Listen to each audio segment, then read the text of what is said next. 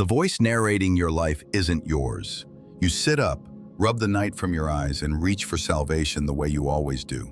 One more plan, one more insight, one more carefully articulated thought. The coffee is warm, the to-do list is clean, and your head is a cathedral of reason. But beneath the stained glass, something is rotting. It isn't a lack of ideas, it's your devotion to them. What if the very act of thinking, your most trusted tool, your brightest blade, were the cage and not the key? The strategy that got you through school, through heartbreaks, through career pivots and existential detours. What if it's the same strategy that now keeps you pacing within a narrow corridor, mistaking motion for movement, clarity for freedom, analysis for aliveness? You've been told that thinking is the path out of confusion, that if you just consider every angle, troubleshoot every snag, name every feeling with clinical precision, the door will eventually appear and swing open. And yet consider this. You've solved hundreds of problems, built systems for your life, found language for your wounds, and still, there is a quiet suffocation that follows you, even into your most lucid hours. Why? There is a paradox here. The more you think about freedom, the less free you feel. You create action plans for transcendence, contingency plans for spontaneity, rituals to summon wonder, metrics to measure the immeasurable. You design a map so intricate that you forget there's a sky. In trying to think your way to freedom, you become a slave to the very instrument doing the thinking. If your thoughts are the carpenter, your life becomes a room made of blueprints.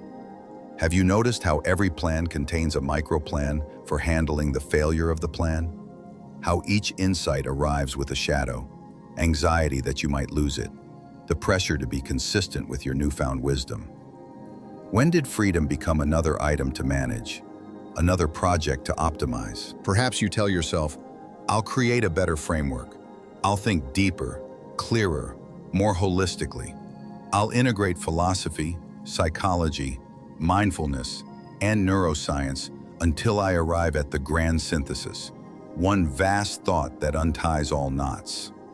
But what if thinking is a web that thickens wherever you struggle? What if every attempt to outthink the web only adds another strand? Can you untangle a net by pulling harder? Ask yourself, who is the one who thinks? Who benefits from every new framework? Who is promised safety with each semantic upgrade? The mind promises a bridge beyond itself, yet the bridge always leads back to the same place, more thinking.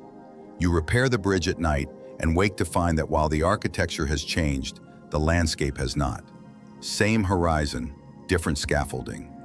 Consider another image, a thermostat adjusting its own temperature by studying its instruction manual endlessly. It's intelligent, diligent, precise, yet the room remains cold. Can a system escape itself by perfecting self-reference? Or does self-reference recycle the same air and call it fresh? You've experienced moments when thinking loosened its grip. In the ocean, on a mountain, in the middle of laughter, during pain too raw for words, under music that dissolved your edges. For a breath or two, a window opened. Then the mind arrived, clipboard in hand, eager to catalog the weather of your soul. It wanted to remember the formula. It asked, how do I make that happen again? It turned the sky into a method. Is freedom something to possess, or a way of being that resists possession? If freedom is real, does it live in concepts, or is it the space beyond them, the silence in which they appear and disappear? If the map is not the territory, is your allegiance to the map the reason you never really arrive? What makes this so slippery is that thinking is not bad. It builds bridges and prevents wars. It protects, organizes, and communicates. But in the realm you keep calling freedom, inner spaciousness, unmanufactured peace, a life uncoerced by fear, thinking becomes suspiciously circular. It promises a landing, but offers only more runway. If the mind is both architect and critic, who, exactly, steps outside to test the wind? Maybe there's a deeper reason you keep circling the same runway. You don't trust that anything beyond thinking could be intelligent. You fear that if you stop thinking, you'll disappear. But what if it's the other way around? What if it's your overthinking that quietly erases you, replacing the rawness of experience with a curated commentary? So here is the great question, the one that refuses the usual answers. Can you think your way to freedom from thinking? Can the knife carve itself into harmlessness? Can the eye see its own seeing without a mirror? And if it can't, what does that ask of you? What does it ask of the life you've constructed on the promise that one more thought will finally be the last one? You can continue like this, clearer frameworks, better strategies, or you can try something that does not confirm the mind's monopoly on reality. But to do that, you'll have to risk the one thing you've kept sacred, the authority of your thoughts. Are you willing? Hold that question. Do not answer it with a paragraph in your head. Let it unsettle you. Let it sit like a stone in your shoe as you walk through your day. The discomfort is not a bug. It may be the first honest sign that you are nearing the edge of your habitual terrain. If the door isn't outside you, if it was never a door at all but a way of seeing, then we must go deeper. Past the facade of rational mastery, into the basement where the machinery hums. There, hidden in the rhythms of your conditioning, lies the root of why you can't think your way to freedom. The hidden problem and its psychological, philosophical roots. Descend the stairs. Beneath your composed calendar, beneath the sharpness of your analysis, there's a humming machinery you rarely visit. It smells like metal and dust. Copper pipes run along the ceiling, labeled with tidy letters. Memory, future, self. A regulator ticks softly, calibrating not truth, not beauty, but safety. This is the basement your thoughts grew up in. Its contract is simple. Reduce uncertainty at all costs. Every thought you call clarity is here, a valve turned a little tighter against the flood. The brain is a prediction engine, and the body its loyal instrument. In the lab of survival, it learned one core equation. Uncertainty equals threat. Thinking, especially preemptive, meticulous, overfitted thinking, feels like the most human way to stay safe. But if the operating system's prime directive is to minimize surprise, what does it do with the raw, unscripted aliveness you keep calling freedom? It translates it into problems to be managed. It turns the sky into a spreadsheet. Carl Jung would recognize this basement immediately. He called your polished identity the persona, the mask that wins approval and avoids trouble. Perhaps yours is the mask of the thinker, responsible, insightful, unflappable. But masks cast shadows. The parts of you that don't fit the persona, the messy, intuitive, irrational, vulnerable, get banished into the dark. What the mind cannot control, it exiles. What it exiles, it fears. What it fears, it overthinks. The result? Symptom loops. Anxiety as a smoke alarm that never stops. Perfectionism as a shrine to the god of control. Rumination as a priest chanting against chaos. If Jung mapped the mask and the shadow, Schopenhauer exposed the engine. Beneath representations, our ideas, categories, tidy explanations, he found a primitive will. Blind striving, pulsing appetite, the ache to persist. You like to imagine you think in order to reach reasoned conclusions. More often, you think in order to rationalize what the will has already chosen. The inner narrator arrives late and authors a convincing preface. You aren't steering with thought. Your thought is mostly a press release for deeper forces. Nietzsche takes that press office and calls out its religion, the ascetic ideal. You worship the idol of control dressed as truth and reason. You practice the virtues of restraint and calculation, congratulating yourself for refusing the wildness in you. You become, in his language, the last person. Safe, clever, self-optimizing, blinking comfortably. Your will to power shrinks into a will to predict. You abolish risk and call it maturity. You abolish reverence and call it realism. In the name of reason, you slowly sand your life down to a frictionless absence of meaning. Sartre names the maneuver you enact daily. bad faith. To spare yourself the vertigo of freedom, you pretend you are your role. You are the plan maker, the analyst, the one who knows. You reduce your living, molten self to a neat object with a job description. In doing so, you escape anguish, but you also escape yourself. You become a script reading itself. When the world knocks, you don't open. You consult a policy document. Even the most humane voice among them, Viktor Frankl, warned against mistaking concept for life. Meaning is not invented by syllogisms. It is discovered by bearing the weight of existence, by answerable acts. You can write a treatise on purpose and still be numb. In his camps, why was not a paragraph. It was a person you refused to abandon, a prayer in a freezing night, a refusal to become smaller than your soul. Your thought may point toward meaning, but it cannot substitute for it. And then there is Huxley, who saw what a culture built on soothing might become. We like to think we're brave rationalists. We are often comfortable hedonists with analytical alibis. The soma of our age is information. Scrolls of cleverness that keep you buzzed, outraged, affirmed, and, most crucially, distracted. The mind feels engaged. The will is pacified. Your hunger for aliveness is fed with snacks of novelty until you forget you were starving. If the philosophers sketch the architecture, psychology adds fluorescent lights. Your default mode network, the brain's narrative generator, spins stories about you, your past, your imagined future. It's a master at connecting dots to reduce ambiguity, even if it invents dots. Predictive processing tells us the brain prefers a wrong but stable model over a correct but unstable one. Uncertainty is metabolically expensive, so the mind narrows the world to something it can manage, then congratulates itself on being realistic. Cognitive biases are the guard dogs. Confirmation bias protects the current map. The illusion of control turns coincidences into proof that your plan is working. Catastrophizing keeps you vigilant enough to feel prepared, which looks like prudence, but feels like exhaustion. The availability heuristic makes your latest fears sound like prophecy. You don't live in the world, you live in a prediction ritual. Layer on the social machinery. Bureaucracies reward people who perform certainty. Markets reward people who turn themselves into brands. Algorithms promote content that ignites the nervous system. Outrage, threat, tribal friction. The world craves your attention.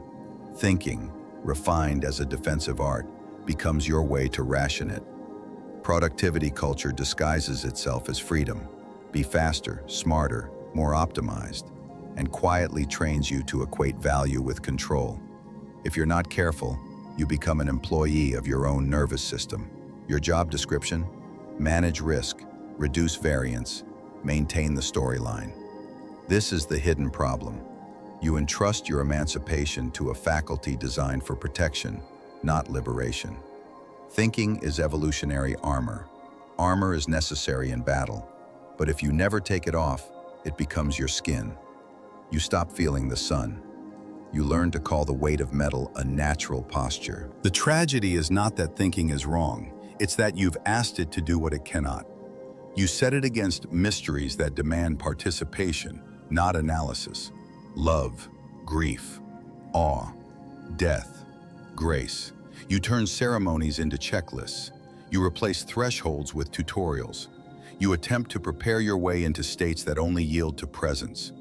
When they don't arrive, you double your efforts, lacing the trap tighter. And here is the psychological twist that keeps you faithful to the trap. It occasionally works. You solve a looming problem with brilliant planning. You avoid a mess through foresight. You experience a controlled success, and your nervous system basks in relief. Reward surges. The behavior ingrains. The survival basement nods approvingly. See, control equals safety. Safety equals life. Keep going. You barely notice that the metric has changed. You're now optimizing for relief over depth, predictability over truth, management over meaning. Ask yourself, what becomes of identity under this regime? You grow attached to being the one who can think their way out of anything. You feel proud of your cool competence and terrified, because if your identity is your intelligence, then uncertainty becomes an existential threat. You become brittle. You can't risk being seen in spaces where thinking falters, in intimacy, in creation, in surrender, in silence. Better to produce commentary than to risk the tremor of unguarded presence. This is why you can't think your way to freedom. The very system that generates your thoughts equates freedom with threat. It's trying to help. It's trying to keep you from dying. But it doesn't know the difference between the terror of annihilation and the trembling of genuine aliveness. It would rather you be safe than whole. We have not yet looked at the bill. What does this hidden allegiance cost you? In your relationships, your work, your capacity for wonder? How does a life governed by the survival basement arrange itself on the surface? What symptoms look like virtues until you feel the numbness beneath them? Hold there, at the edge where the mask warms your face and the shadow moves behind it. The consequences are already in motion, even when you're convinced you've chosen them. Shall we climb back upstairs and see how the machinery writes your days without your permission? The unseen consequences. Back upstairs, the kettle hisses. Light cuts the kitchen in rectangles. Your phone lights up, and the day begins its quiet harvest. Nothing dramatic happens. No crisis, no siren. Yet the basement's contract is already arranging the furniture of your life. The cost of confusing protection for liberation is paid in small coins, everywhere, all the time. Start with time. You treat the present like a bargaining chip for a better future. Every moment is leveraged. This breakfast funds a more productive morning. This walk buys creativity. This conversation earns a network node. The present cannot be freely lived because it is constantly collateralized. You think this is maturity. But what is a life if the only value of now is what it can purchase? When does the future arrive? Or is your freedom always in escrow, perpetually almost yours? Relationships first. Love becomes a negotiation with variables. You listen to your partner with a mind sharpened for problem solving. You extract bullet points from their pain. You offer strategies, reframe narratives, rehearse outcomes. They did not come to you for a spreadsheet. They came to be witnessed. But witnessing cannot be outsourced to the analyst in your head. So they feel subtly alone with you, even when you are present. You wonder why intimacy feels like a performance review. Your friends begin to select topics they believe you respect. Analysis, productivity, cultural commentary. Vulnerability goes underground. Parties become panel discussions. The air tastes like conclusions. You worry that you're drifting apart from people who can't keep up, not realizing you've made thinking a precondition for belonging. You ask for hearts and hand them a questionnaire. Work, too, shapeshifts under the spell of control. You are praised for your foresight, your risk management, your clear thinking. You're a dependable architect. But what do you build when fear is the superintendent? You design cultures that worship predictability. Creativity, true novelty, the kind that threatens your models, becomes an exotic risk. You hire for culture fit and call it cohesion. You run postmortems that assign blame to randomness. You measure outputs you can count and ignore the intangible soil, safety, trust, wonder, from which meaningful work grows. You get innovation that is merely incremental decoration on a conservative spine. Now look at your art, if you make any. You set goals, a novel in 12 months, a painting a week, monetization strategies by Q3. The sacred becomes scheduled. You optimize your muse until it refuses to visit. The overjustification effect eats your joy. What you once did for love, you now do for metrics. Play recedes. You produce more, feel less, and call the hollowness discipline. Your body keeps the receipts. Chronic low-grade tension in your jaw, shoulders, gut. Breath shallow at rest, as if waiting for the next instruction. Sleep becomes negotiation. You drift off only after your mind is satisfied it hasn't missed a contingency. But the default mode network hums. Night becomes a theater of loops. You wake unrefreshed, caffeinate the fog away, then wonder why the world feels overexposed and thin. The nervous system, tuned for vigilance, interprets ambiguity as danger, emails as ambushes, silence as a test, a partner's quiet as criticism. The sympathetic branch whispers, "It's not safe to let go," and your prefrontal cortex obliges with more plans. Cognitively, the trap is self-sealing. Status quo bias tells you that your current approach must be right because you've used it so long. Sunk cost fallacy warns you not to abandon a method you've invested years into. The planning fallacy promises that this time your thinking will account for surprises it never accounted for before. Confirmation bias curates the articles, the voices, the data that vindicate your faith in better frameworks. The illusion of control takes your occasional success as proof that control is comprehensive. The narrative fallacy stitches coherent stories over chaotic events and sells them to you as inevitability. You are not wrong. You are overfitted to your own story. Under stress, your brain narrows. Attentional tunneling excludes signals that don't match the threat model. You miss the quiet invitation in a child's crooked question, the spaciousness in a pause, the unexpected route that would have delighted you. The task-positive network locks in, the default mode loops. The dance between them, which underwrites flexible awareness, freezes. The system you built to protect you reduces your field of possibility precisely when you need it most. You call this working hard. It is often a sophisticated panic. The culture around you applauds. The algorithm rewards hot takes and crisp conclusions. Your job prizes certainty and punishes honest doubt. Productivity content delivers a steady drip of techniques. Each tip is a dopamine flicker. Your seeking systems light up.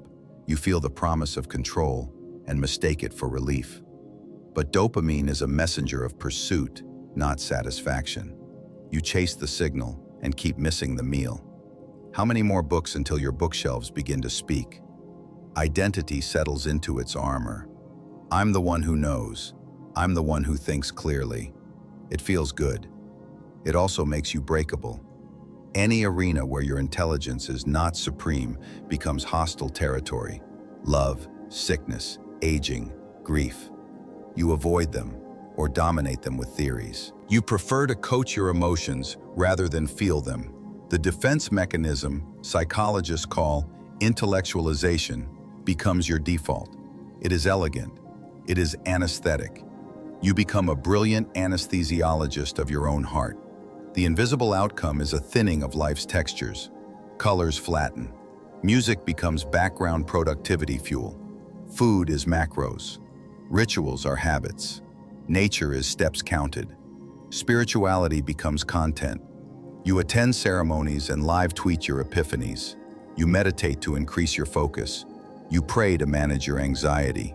You go on retreat with a KPI. The sacred smells like a checklist. Have you ever noticed how meaning evaporates when you try to measure it too precisely? There is a social cost that hides beneath your competence. People stop bringing you their unfixable sorrows. They go elsewhere, to someone less brilliant and more human. Your children, if you have them, learn it is better to be organized than alive. They perform well. They cannot locate their own longing. They mirror the strategies you teach, and you see your reflection in their eyes.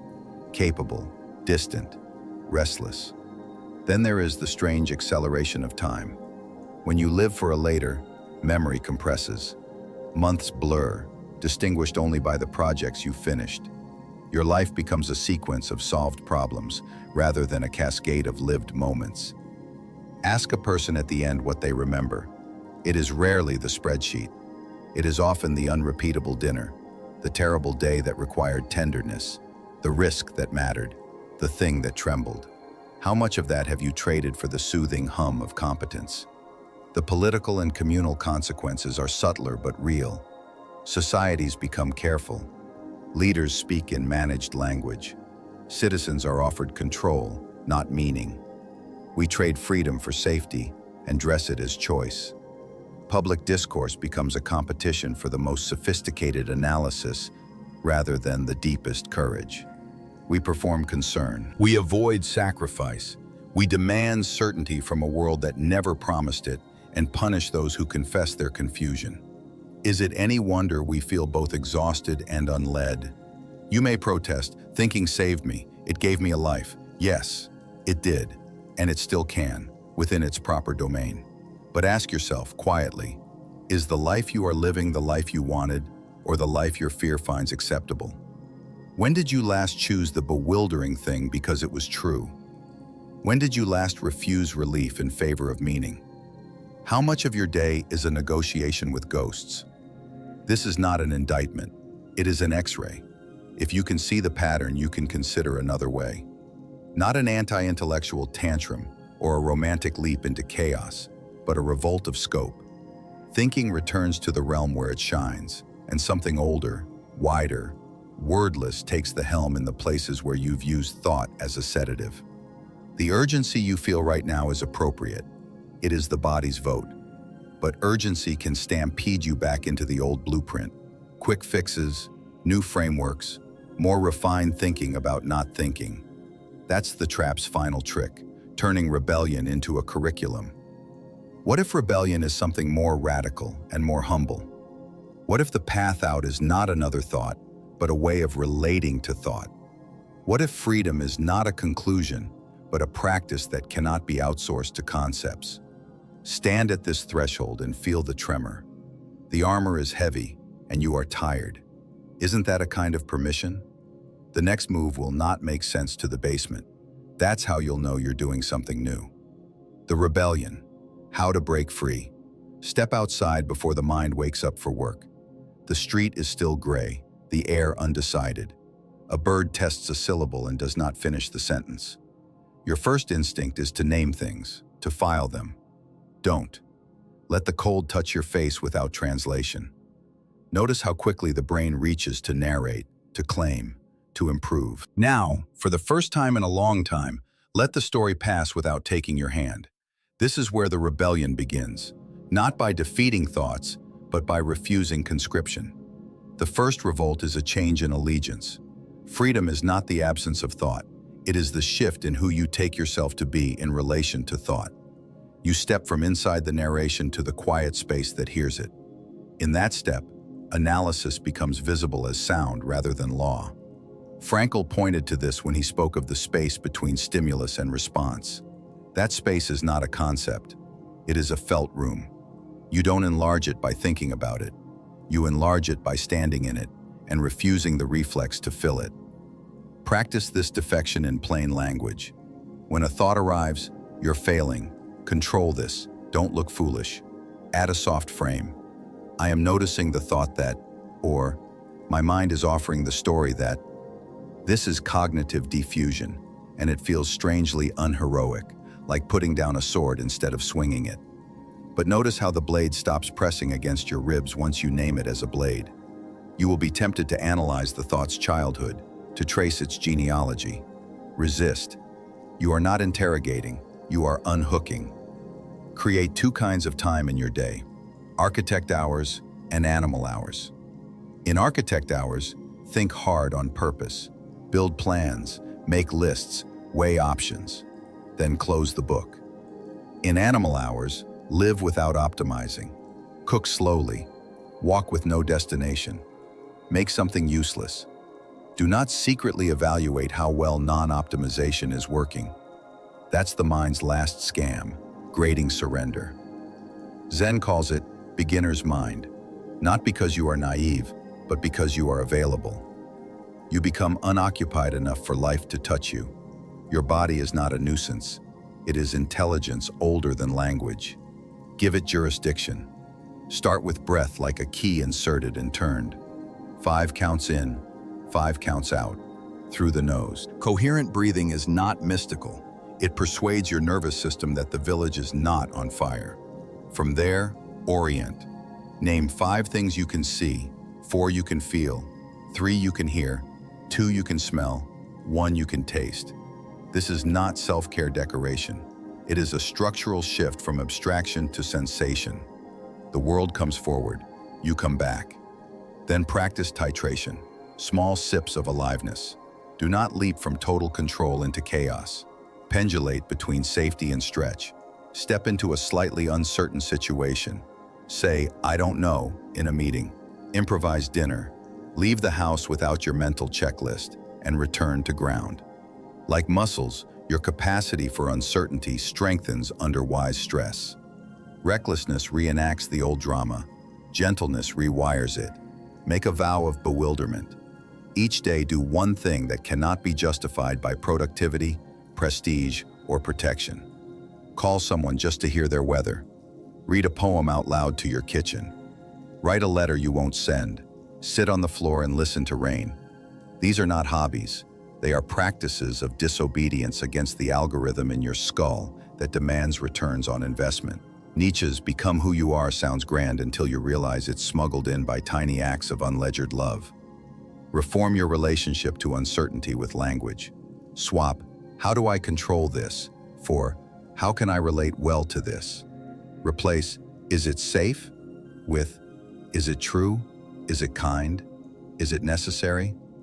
The questions you ask are the rituals you live. Socrates' wisdom, knowing that he did not know, was not a performance of ignorance. It was an ethic of exposure. He wagered that reality, approached directly, yields more than the best defense. In intimacy, rebel by refusing to manage the other person. When someone brings pain, let your hands unclench. Ask, "What hurts?" Then witness without strategy for 5 minutes. Mirror what you hear. Let silence do some of the lifting. You will feel the itch to solve. Don't scratch. The trust that accumulates when you stop proving your value by fixing is a different currency than the admiration you earn by being clever. It is thicker, older. It makes a room where two lives can breathe. At work, smuggle in wilderness. Charter a small percentage of time as wildland, 5%, 10%, where the only rule is that you cannot justify the activity in advance. Prototype without consensus. Tell a junior colleague the truth about something you don't know. Ship early. Let one meeting be a council of not knowing. Each person speaks from experience. No advice, no conclusions. You will fear inefficiency. Good. Efficiency is a jealous god. It does not feed you. Undo the soma drip. Make your phone an unentertaining brick. Grayscale, no social icons on the home screen. Notifications off for anything that isn't a person who knows your middle name. Set a daily window where you cannot sedate with information. It will feel like withdrawal. That sensation is not proof you are failing. It is proof a colonized attention is decolonizing. Time, once thin, thickens. Things that were background emerge with faces. Reclaim rituals from checklists. Keep a Sabbath from optimizing. One day where you do not purchase, plan, or self-improve. Begin the morning with a sentence spoken aloud to a ceiling that has heard many plans. I consent to be surprised. End the day with a simple review. Where did I deny life today? Where did I welcome it? Write one sentence per question. Do not turn it into a dashboard. Let death into the room as a tutor, not a threat. Hold a memento mori, not to darken your mood, but to sharpen your fidelity. If you had 1 year, what would you stop managing and begin tending? Name one thing, not a category, a thing. Bring it into tomorrow. The body will protest. Hold firm with kindness. Jung warned that what you resist persists. The trick is not to stop resisting by force, but to stop feeding resistance with argument. Sit with the tremor and let it pass through. Jill Bolte Taylor notes that a wave of emotion lasts about 90 seconds if you don't refuel it with thought. Can you surf for a minute and a half without building a lighthouse? The aim here is not to become thoughtless, but to put thinking back in service to life. After you plan, move your feet. After you reflect, act where you can be contradicted by reality. Do this and you become educable again, not just informed. You learn the humility of friction. You discover that freedom is not a state you achieve once and keep. It is a daily refusal to outsource aliveness to a model. And when fear says this is dangerous, whisper back. The danger was living only in your head. The rebellion is not dramatic at first. It is quiet, cumulative, granular. 1,000 moments where you do not manage the mystery. 1,000 choices to be here rather than about here. From that compost, a different life starts to grow. One in which thought is a brilliant servant and no longer a frightened king. We are close now to the thing beneath all techniques, the insight that turns the machinery gentle. It is not another practice, though it gives birth to them. It is not a belief, though it rearranges what you believe. It is simple, and your mind will want to complicate it. Let it be simple. The ultimate truth, the final, most powerful realization. Here it is, the simple thing your mind keeps stepping over because it cannot use it. Freedom is not something you achieve, it is something you notice. Not later, now. Not after arranging reality, but by consenting to it. The reason you can't think your way to freedom is that the you who is thinking, this contracted manager, this tireless narrator, is made of the same material as the cage. The key is not smarter metal. The key is realizing you are not the lock. Look directly. Thoughts are events. They appear, perform, dissolve. You don't choose their arrival. You don't schedule their departure. Before a thought, something is here. After a thought, it is still here. That something does not argue. It does not conclude. It has no opinion about whether you're doing it right. You can call it awareness, presence, the witness, the sky. Names aren't the point. The point is this. Freedom lives as the space in which your mind dances, not as the choreography your mind invents. A small experiment to end the century-long war. Close your eyes, even for 10 seconds. Wait. Can you predict your next thought? Did you order it? Who noticed it arrive? Who watched it go? Keep your attention with the noticing, not the content. Feel how the noticing is uninjured by the thought's tone. The fearful thought comes, the noticing remains. The triumphant thought comes, the noticing remains. The noticing is not an achievement. It's what is already operating when you quit trying to earn it. Your mind doesn't do this. Your mind is seen by this. The paradox sharpens. As long as the thinker is in charge of getting you free, you are trying to escape a shadow by running faster.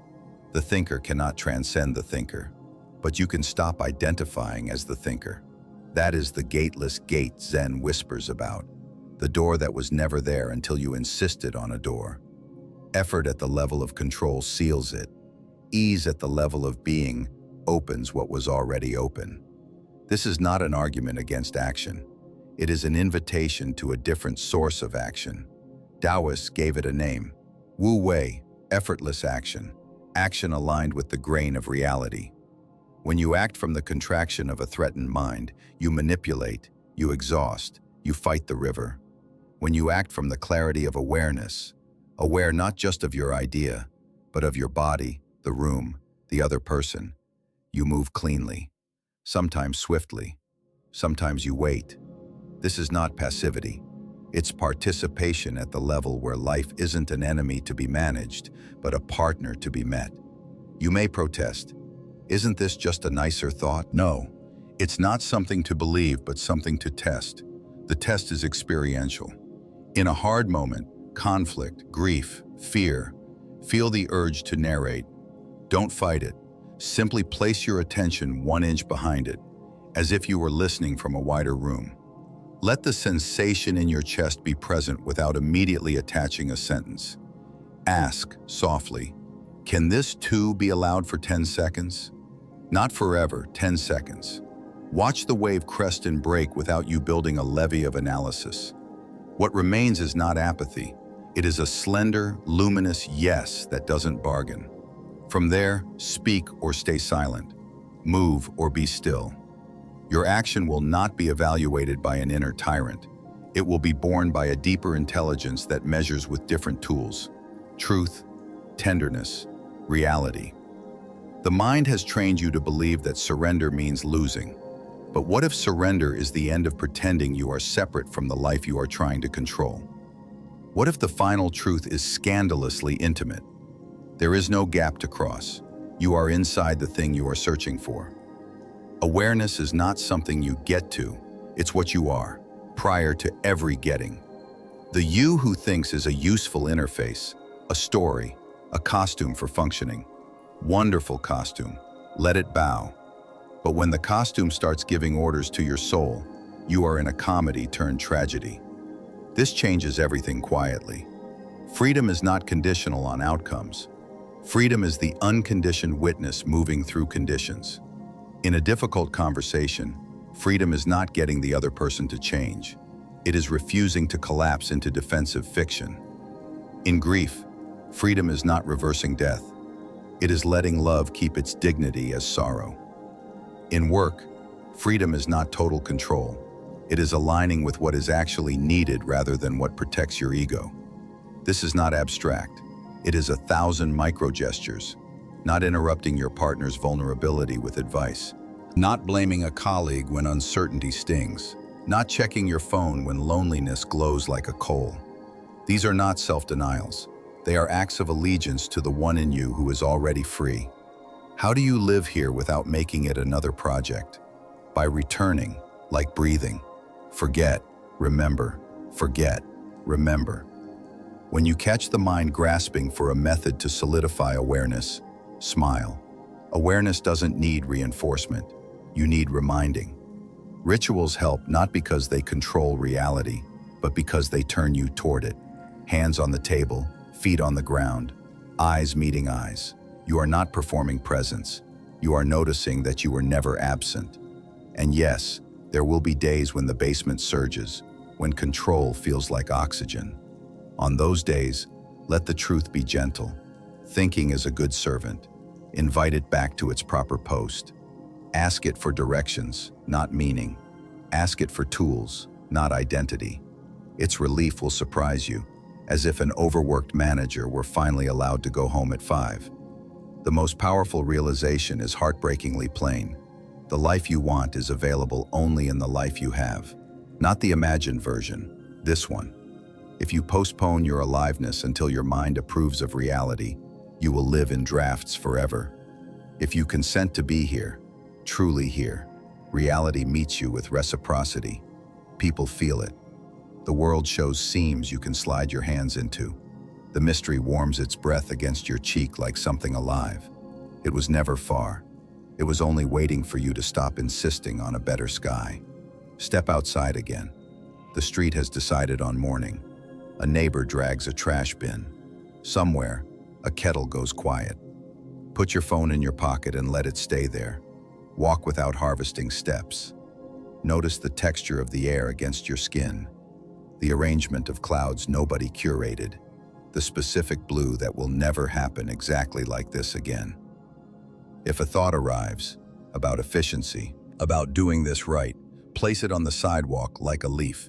It will blow away without your help. When you return, choose one rebellion both tiny and real. Tell the truth kindly where you usually perform. Cancel one commitment made from fear.